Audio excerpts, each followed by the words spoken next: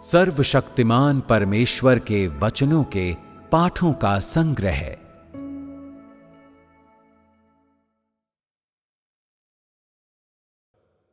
उद्धारकर्ता पहले से ही एक सफेद बादल पर सवार होकर वापस आ चुका है।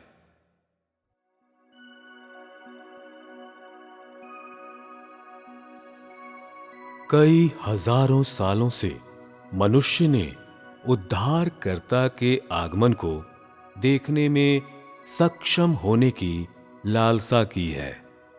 मनुष्य ने उद्धारकर्ता यीशु को एक सफेद बादल पर देखने की इच्छा की है, जब वह व्यक्तिगत रूप से उन लोगों के बीच में अवरोहण करता है जिन्होंने हजारों सालों से उसकी अभिलाषा की है और उसके लिए लालायित रहे हैं।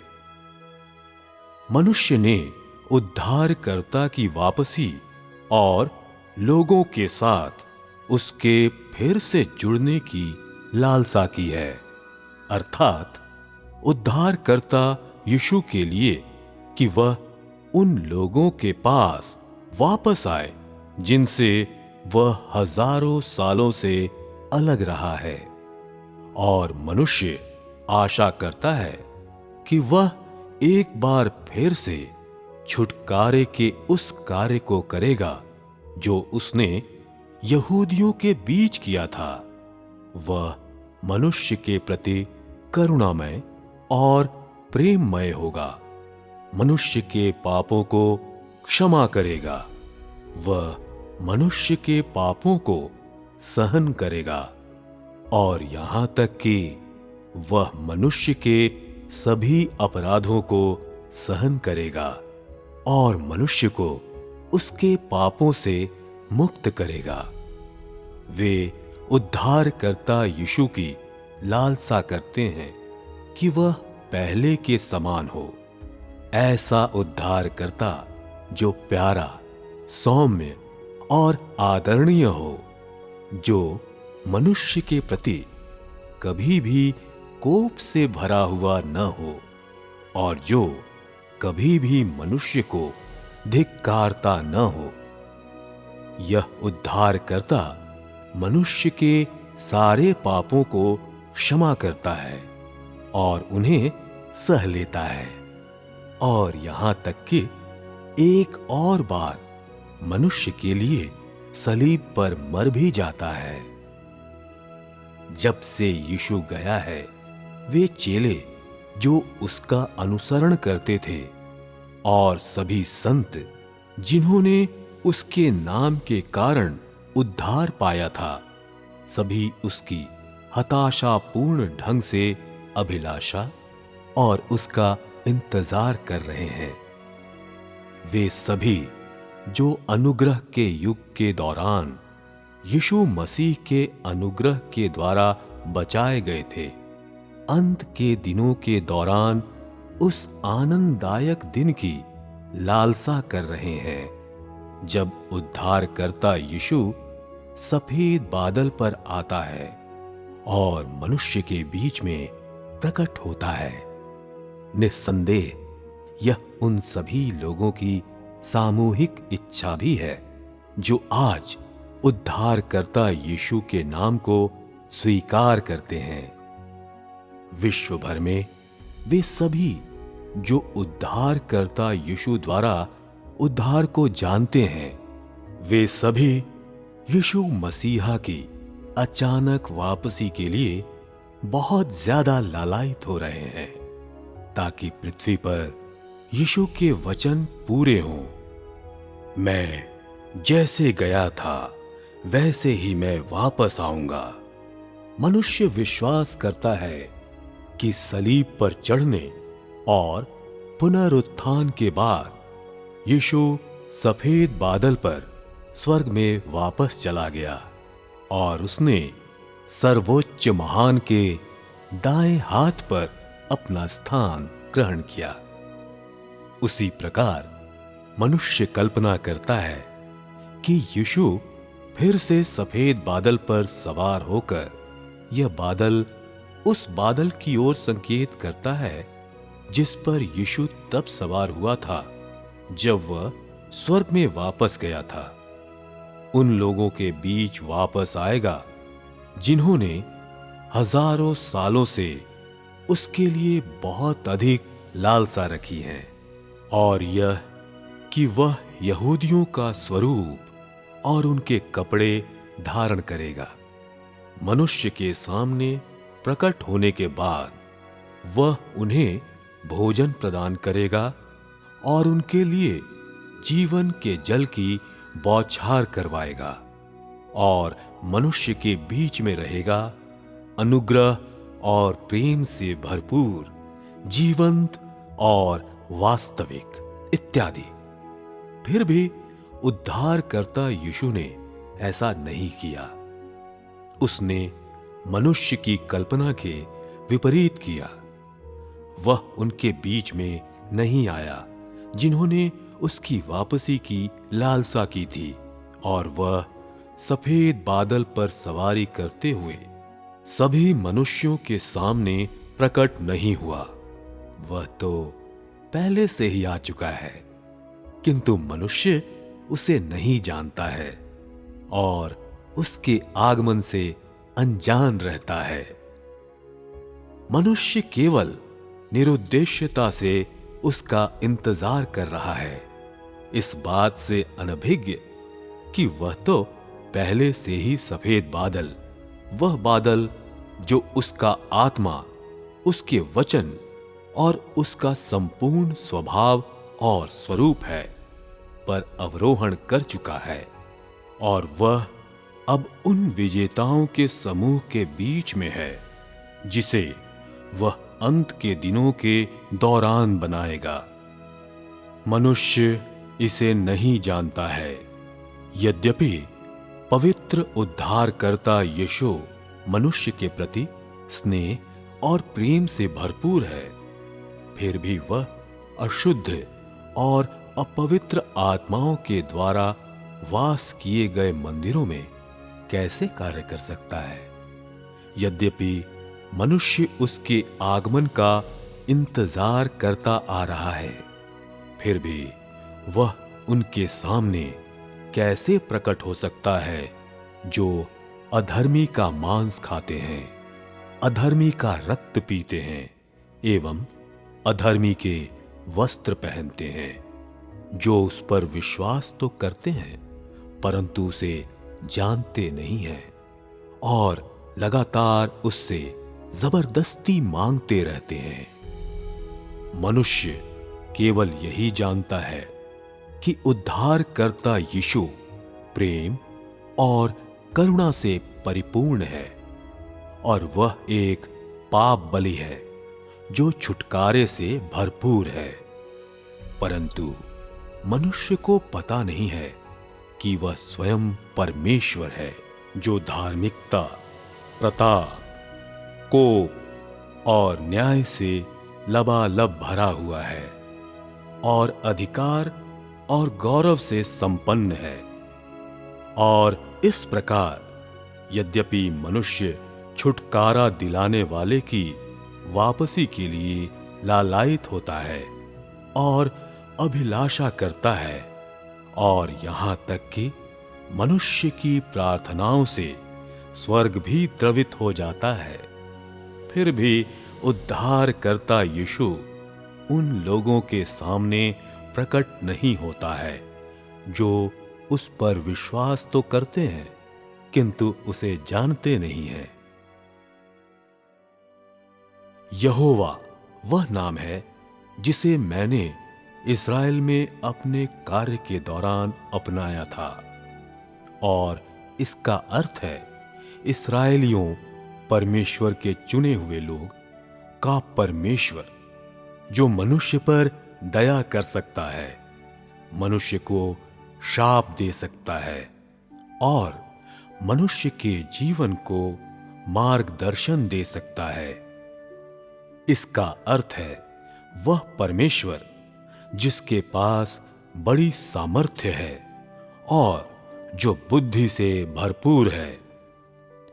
यीशु इमैनुअल है, और इसका मतलब है वह पाप बलि जो प्रेम से परिपूर्ण है, करुणा से भरपूर है और मनुष्य को छुटकारा देता है। उसने अनुग्रह के युग का कार्य किया और वह अनुग्रह के युग का प्रतिनिधित्व करता है, और वह प्रबंधन योजना के केवल एक भाग का ही प्रतिनिधित्व कर सकता है, अर्थात केवल यहोवा ही इस्राएल के चुने हुए लोगों का परमेश्वर, इब्राहिम का परमेश्वर, इसहाक का परमेश्वर, याकूब का परमेश्वर, मूसा का परमेश्वर और इस्राएल के सभी लोगों का परमेश्वर है। और इसलिए वर्तमान युग में यहूदा के कुटुंब के अलावा सभी इस्राएली यहोवा की आराधना करते हैं। वे वेदी पर उसके लिए बलिदान करते हैं और याजकीय लबादे पहनकर मंदिर में उसकी सेवा करते हैं। वे यहोवा के पुनः प्रकट होने की आशा करते हैं। केवल यीशु ही मानव जाति को छुटकारा दिलाने वाला है। यीशु वह पाप बलि है जिसने मानव जाति को पाप से छुटकारा दिलाया है, जिसका अर्थ है कि यीशु का नाम अनुग्रह के युग से आया और अनुग्रह के युग में छुटकारे के कार्य के कारण विद्यमान रहा। अनुग्रह के युग के लोगों को आध्यात्मिक रूप से पुनर्जीवित किए जाने और उनका उद्धार किए जाने हेतु अनुमति देने के लिए यीशु का नाम विद्यमान था, और यीशु का नाम पूरी मानव जाति के उद्धार के लिए एक विशेष नाम है। और इस प्रकार यीशु का नाम छुटकारे के कार्य को दर्शाता है और अनुग्रह के युग का द्योतक है।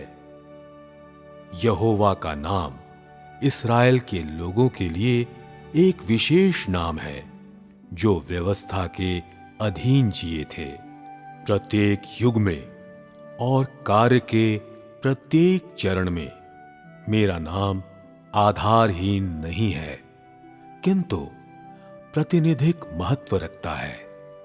प्रत्येक नाम एक युग का प्रतिनिधित्व करता है।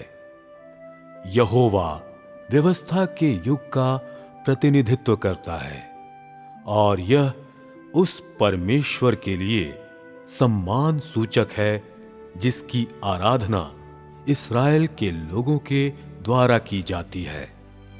यीशु अनुग्रह के युग को दर्शाता है, और यह उन सब के परमेश्वर का नाम है जिन्हें अनुग्रह के युग के दौरान छुटकारा दिया गया था।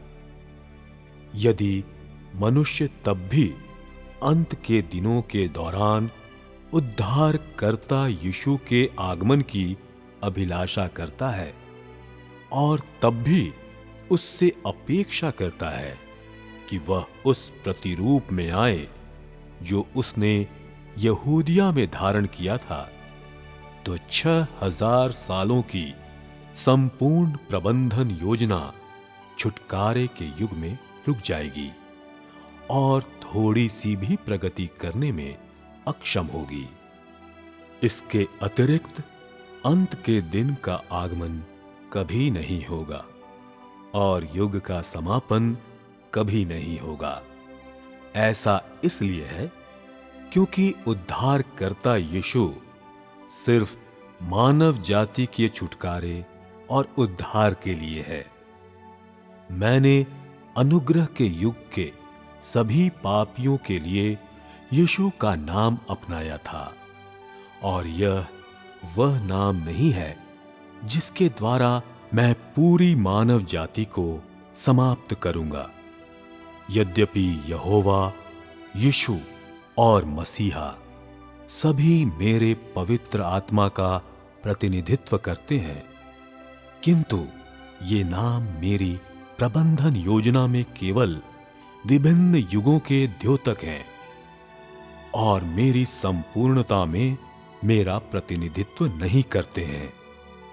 ऐसे नाम जिनके द्वारा पृथ्वी के लोग मुझे पुकारते हैं, मेरे संपूर्ण स्वभाव को और वह सब कुछ जो मैं हूं उसे स्पष्ट रूप से नहीं कह सकते हैं। वे मात्र अलग अलग नाम हैं जिनके द्वारा विभिन्न युगों के दौरान मुझे पुकारा जाता है, और इसलिए जब अंतिम युग अंत के दिनों के युग का आगमन होगा तो मेरा नाम पुनः बदल जाएगा।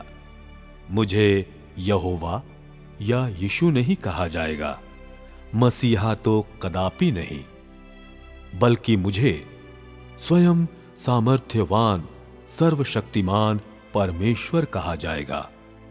और इस नाम के अंतर्गत मैं समस्त युग को समाप्त करूंगा। एक समय मुझे यहोवा के नाम से जाना जाता था।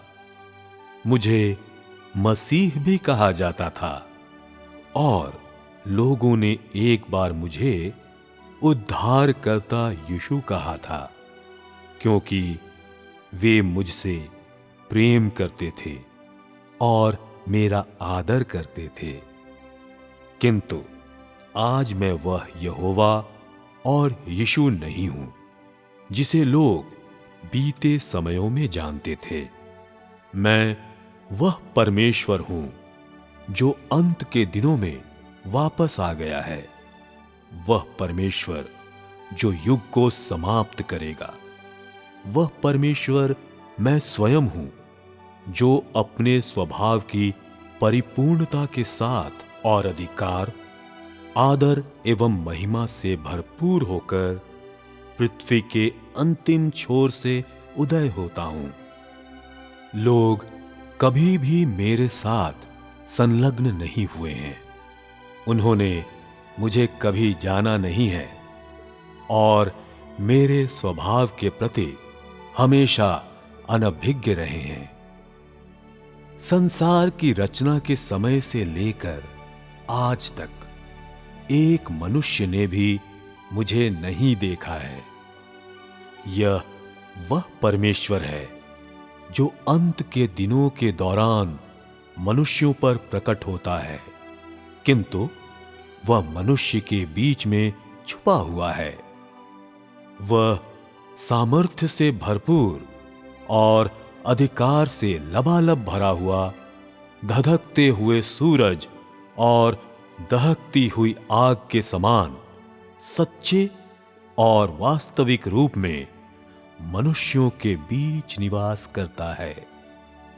कोई ऐसा मनुष्य या चीज नहीं है जिसका न्याय मेरे वचनों के द्वारा नहीं किया जाएगा, और कोई ऐसा मनुष्य या चीज नहीं है जिसे आग की जलती हुई लपटों के माध्यम से शुद्ध नहीं किया जाएगा। अंततः मेरे वचनों के कारण सारे राष्ट्र धन्य हो जाएंगे और मेरे वचनों के कारण टुकड़े टुकड़े भी कर दिए जाएंगे। इस तरह अंत के दिनों के दौरान सभी लोग देखेंगे कि मैं ही वह उद्धार करता हूं जो वापस लौट आया है। मैं ही वह सर्वशक्तिमान परमेश्वर हूं जो समस्त मानव जाति को जीतता है, और मैं एक समय मनुष्य के लिए पाप बलि था, किंतु अंत के दिनों में मैं सूरज की आग की ज्वाला भी बन जाता हूं जो सभी चीजों को जला देती है, और साथ ही मैं धार्मिकता का सूर्य भी बन जाता हूं जो सभी चीजों को प्रकट कर देता है। अंत के दिनों का मेरा कार्य ऐसा ही है। मैंने इस नाम को अपनाया है और मेरा यह स्वभाव है ताकि सभी लोग देख सकें कि मैं धर्मी परमेश्वर हूं और धधकता हुआ सूरज हूं और दहकती हुई आग हूं। ऐसा इसलिए है ताकि सभी मेरी एकमात्र सच्चे परमेश्वर की आराधना कर सकें और ताकि वे मेरे असली चेहरे को देख सकें। मैं न केवल इस्राएलियों का परमेश्वर हूं और न मात्र छुटकारा दिलाने वाला हूं, मैं समस्त आकाश और पृथ्वी और महासागरों के सारे प्राणियों का परमेश्वर हूं।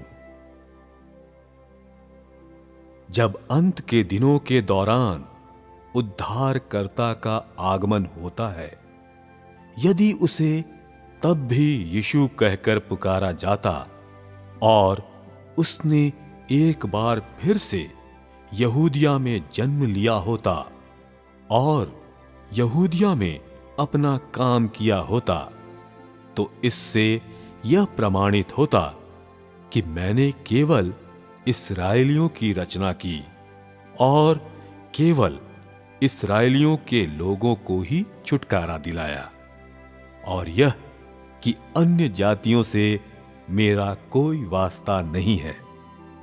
क्या यह मेरे वचनों के विपरीत नहीं होगा कि मैं वह प्रभु हूं जिसने आकाश और पृथ्वी और सभी वस्तुओं को बनाया है?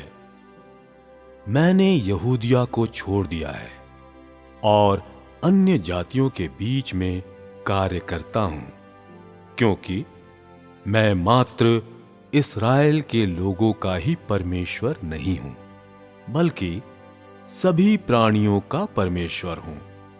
मैं अंत के दिनों के दौरान अन्य जातियों के बीच में प्रकट होता हूं, क्योंकि मैं न केवल इस्राएल के लोगों का परमेश्वर यहोवा हूं, बल्कि इसके अतिरिक्त क्योंकि मैं अन्य जातियों के बीच में अपने चुने हुए सभी लोगों का रचयिता भी हूं।